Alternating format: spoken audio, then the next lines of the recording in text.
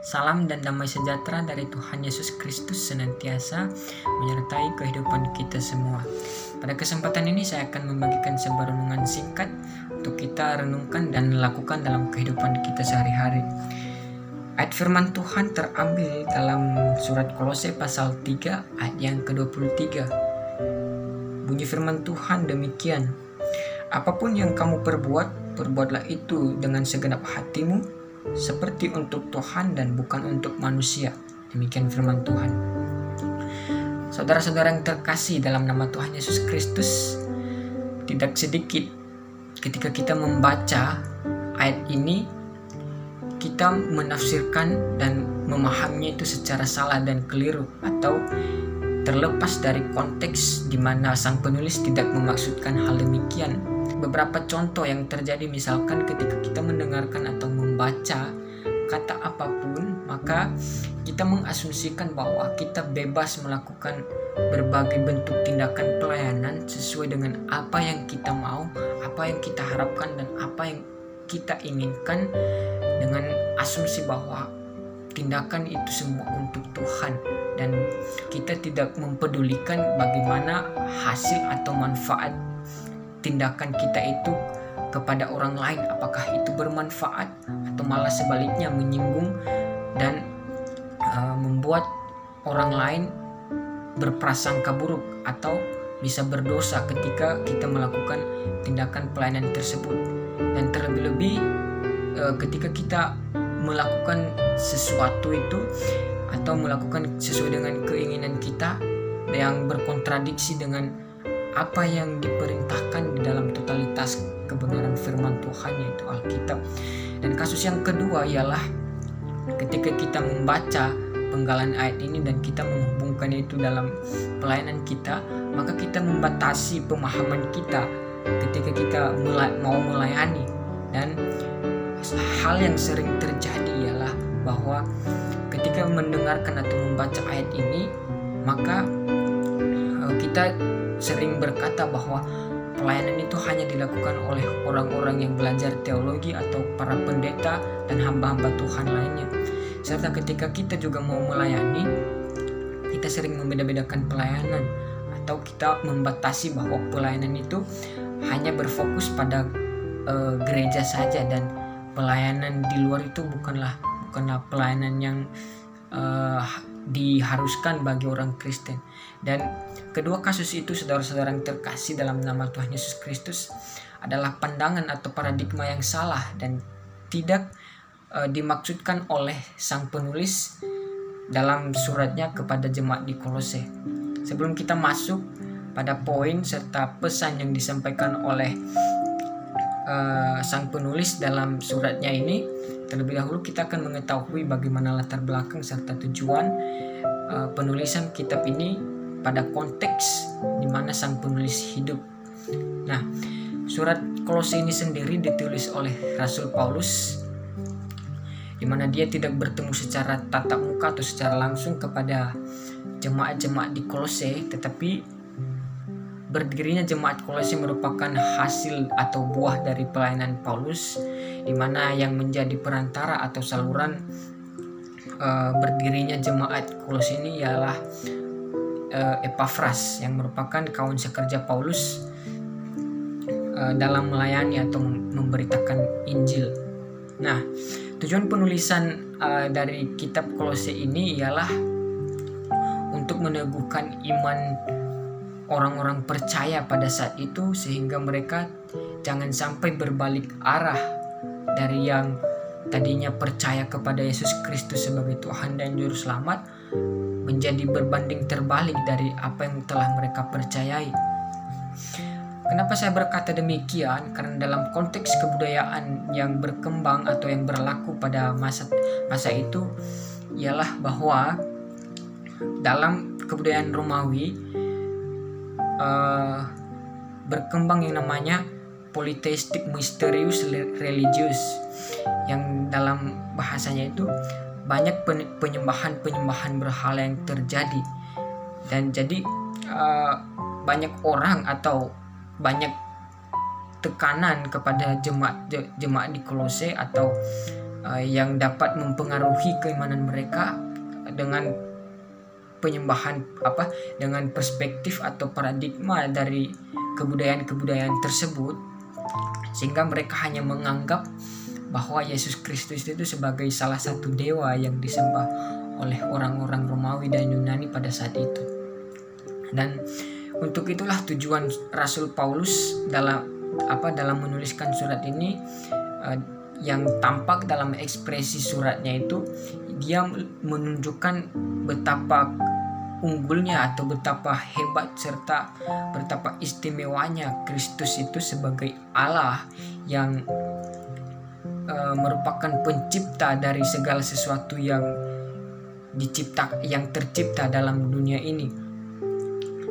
Dan dalam pasal yang kedua memberikan ekspresi yang merupakan ajakan atau tantangan kepada orang-orang Kolose atau orang-orang percaya di Kolose untuk tetap teguh dan berpaling dari perbuatan-perbuatan jahat mereka sebelum mereka bertobat dan menerima Tuhan Yesus Kristus sebagai Tuhan dan Juru Selamat mereka secara pribadi. Dan pasal yang ketiga, di mana pasal ini merupakan sebuah bentuk praktik yang ditunjukkan Paulus atau diharapkan Paulus untuk mereka lakukan dalam kehidupan mereka sehari-hari sebagai orang yang sudah benar-benar percaya atau sudah benar-benar beriman kepada Tuhan Yesus Kristus. Dan salah satu ayat yang dirujuk ialah ayat yang menjadi renungan kita pada saat ini, di mana ketika kita membaca keseluruhan perikop ini, ayat ini ditunjukkan kepada para budak tetapi dengan status kedudukan sebagai orang Kristen atau orang percaya. Dan pada saat itu atau pada kebudayaan yang berkembang pada masa itu, seorang budak hanya akan tunduk dan hidup matinya itu hanya berada di tangan dan keputusan sang tuan, atau dengan bahasa singkatnya ialah memiliki bentuk pemerintahan yang otoriter. Jadi segala sesuatu yang berkaitan baik hidup atau mati seorang budak adalah bergantung pada tuan atau kepala keluarga. Terus mereka mempunyai seorang budak. Nah, jadi Paulus memberikan ayat ini atau menuliskan ayat ini untuk menguatkan atau memotivasi seorang hamba atau budak dengan status orang Kristen, bahwa mereka harus melakukan yang terbaik, dan bukan hanya ketika mereka mau dilihat atau mau dipuji oleh sang tuan, tetapi melainkan mereka hanya harus tetap tulus dan tetap taat kepada tuan mereka, meskipun secara tidak langsung atau dalam waktu yang bersamaan sang tuan atau kepala dari hamba itu tidak langsung menilai hasil pekerjaan yang telah dilakukan oleh seorang hamba. Dan perikop ini yang dalam pasal yang ketiga ini tentang dimana dalam terjemahan LAI Nasihat dalam Rumah Tangga diberikan judul perikop seperti ini.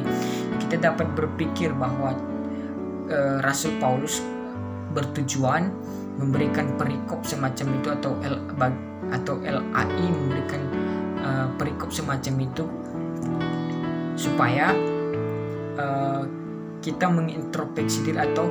kita membangun persekutuan kita itu layaknya seperti seorang suami dan istri dalam keluarga, dalam satu ikatan yang harmonis dan kudus. Begitu juga dengan hubungan pribadi kita kepada Sang Pencipta atau kepada Allah yang kita sembah, selayaknya juga sebagai seorang yang berkeluarga atau sama seperti suami dan istri. Dan poin yang menjadi renungan kita pada ayat yang kita baca ini ialah bahwa ketika kita membaca ayat ini yang tentunya akan berkaitan erat dalam pelayanan kita sebagai orang-orang Kristen, dan ayat ini mengajarkan kita bahwa sebuah pelayanan bukanlah merupakan suatu tindakan atas kemauan dan keinginan kita sendiri, tetapi melainkan sebuah pelayanan itu dapat dilakukan karena adanya kesadaran yang benar atau tepat serta memiliki motivasi yang benar juga, dengan tujuan untuk menyatakan natur dari iman kita, yaitu Allah sendiri, atau ingin menghasilkan buah dari pertobatan kita, serta ingin memotivasi orang lain atau mengajak orang lain bahwa di dalam iman kita, di dalam keyakinan kita adalah benar-benar hidup atau benar-benar real, sehingga ketika ada orang yang bertanya atau salah memahami apa yang kita imani, akan malu sendiri dan akhirnya akan berbalik dan mempercayai apa yang kita imani melalui berbagai bentuk pelayanan dengan motivasi serta tujuan yang tepat dan benar. Untuk itulah sebelum saya menutup atau mengakhiri sebuah renungan singkat ini, saya teringat satu ilustrasi yang mungkin bisa membantu kita dalam melakukan sebuah tindakan pelayanan. Ilustrasi yang saya maksud ialah ketika ada sebuah pertunjukan wayang, mungkin ada beberapa orang yang satu atau dua orang memainkan atau melakoni berbagai bentuk karakter dari wayang, tetapi pertunjukannya itu dilakukan di belakang layar, sehingga yang tampil hanyalah ekspresi-ekspresi dari karakter tokoh-tokoh yang ditunjukkan kepada penonton, tetapi mereka tidak melihat apakah penonton pertunjukan mereka itu banyak atau tidak, tetapi yang menjadi fokus mereka adalah hanya untuk menyelesaikan dan menuntaskan serta memberikan yang terbaik terhadap pertunjukan yang mereka lakukan itu. Dan final atau tujuan akhir dari mereka ialah hanya untuk memberikan yang terbaik atau mempresentasikan atau mempertunjukkan wayang dengan maksimal dan terbaik. Jadi poin yang menjadi penekanan kita ketika kita membaca ayat ini ialah bahwa pelayanan atau tindakan kita dalam melayani bukan berfokus pada seberapa besar yang akan menilai pelayanan kita itu, tapi lebih kepada penuntasan atau penyelesaian sebuah tanggung jawab atau tugas yang telah dipercayakan kepada kita dengan motivasi dan tujuan yang benar, yaitu menyatakan serta merupakan sebuah bentuk apresiasi kita kepada Allah yang kita sembah. Demikianlah firman Tuhan yang bisa saya sampaikan untuk kita semua. Tuhan Yesus memberkati dan menyertai kehidupan kita semuanya. Terbang tinggi melayang.